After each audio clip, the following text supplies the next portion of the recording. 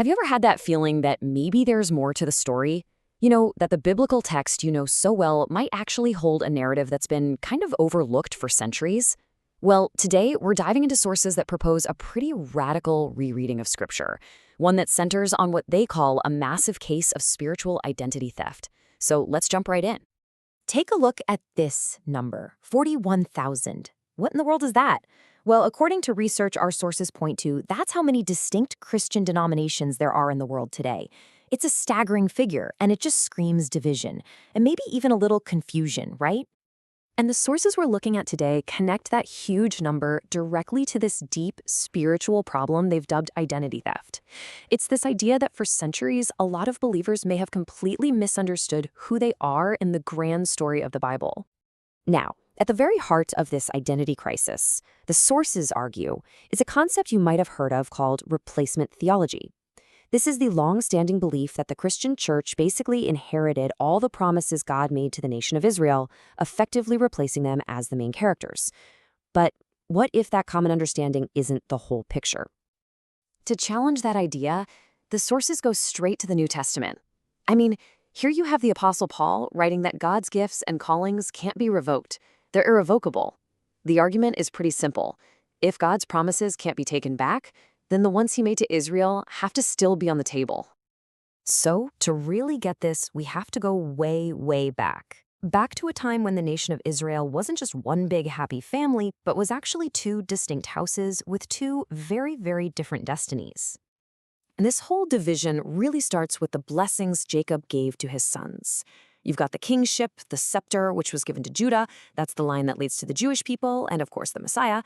But the birthright, that's the promise of becoming a huge multitude of nations, that went to Joseph's son, Ephraim. So right from the get-go, we see two totally separate blessings, setting them on two separate paths. And this spiritual divide, well, it became a real-world political split around 930 BCE when the kingdom literally broke in two. In the south, you have the house of Judah, and in the north, you get the house of Israel, which is often just called Ephraim. Now, here's the part you really got to catch on this timeline. The northern kingdom, the 10 tribes, they were conquered and exiled by Assyria in 722 BCE. That's over 100 years before the southern kingdom of Judah was exiled to Babylon. That's a crucial detail. So the big question is, what happened to those 10 northern tribes? History often calls them the lost tribes of Israel. But the sources we're examining argue they weren't lost at all. They were scattered, exactly like the prophecies said they would be. And here is the core claim, the bombshell really. The 10 tribes of the house of Israel didn't just vanish into thin air. They blended into the nations around them, they forgot their heritage, and over generations they became completely indistinguishable from the non-Jewish world, the very people the Bible calls Gentiles. And this wasn't some historical accident. The prophets talked about this exact thing happening. Hosea declared that because of their disobedience, God would cast the northern kingdom away to become wanderers among the nations. It was a prophesied judgment. And this, well, this leads to an absolutely game-changing question. When the apostles went out to preach the gospel to the Gentiles, were they just talking to random people with no connection to Israel?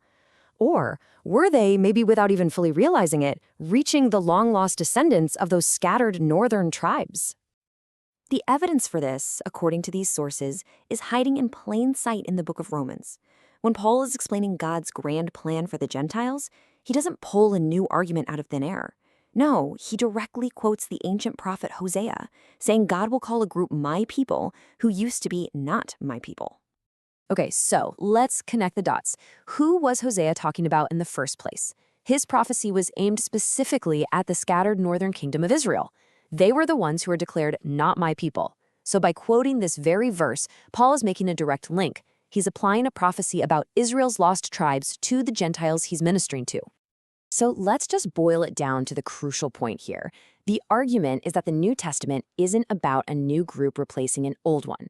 It's about the prophesied reunion of one big scattered family. The Gentiles coming to faith were seen as the long-lost children of the house of Israel finally coming home.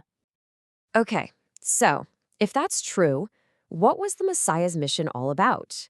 Well, according to this view, it was about solving a massive legal problem that stood in the way of this incredible family reunion.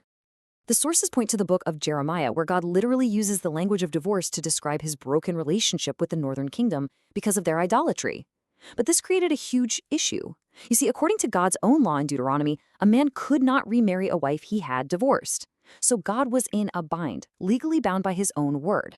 So how do you solve an impossible legal dilemma like that? Well, the sources propose this incredible three-step divine solution. Step 1, according to the law, a marriage covenant is only broken by death. A wife is only free to remarry if her husband dies. Step 2, the Messiah comes representing God as the husband, and he dies on behalf of the people. And step 3, that death legally frees the divorced bride, the scattered house of Israel, so that she can be remarried into a new covenant and finally be reunited with her brother, the house of Judah. And that, the sources contend, is the real deep meaning of the one new man. It's not about two totally separate groups, Jew and Gentile. It's about the reunification of the two divided houses of Israel, Judah and Ephraim, brought back together into one restored family. All right, so what does all this mean for believers today? What's the takeaway? It really all comes down to the new covenant and how we understand its relationship with God's law. And you've got to notice who this new covenant is specifically promised to: the house of Israel, the very people we've been talking about this whole time. And what does the covenant promise? Not an end to God's law, the Torah, but for it to be internalized. He says he's going to write it on their minds and on their hearts. Now, this completely flips a common idea on its head. The sources argue that being led by the Spirit isn't about being against the law. In fact, they point to Romans 8 to say that a spiritually minded person is someone who actually delights in the law of God, because it's now a part of their very nature. Okay, but that raises a huge question. When we say the law, what are we actually talking about? The sources draw a really sharp distinction between God's eternal law, the Torah, and what they call man-made rules or traditions, in Hebrew sometimes called takanot. And this isn't some new debate. We see this exact conflict right in the Gospels. Yeshua didn't condemn God's law. What he condemned were the human traditions that people had elevated above God's law, traditions that actually canceled out what God commanded. And that distinction, the sources say, is absolutely everything. And all of this, it leaves us with one final, pretty provocative thought.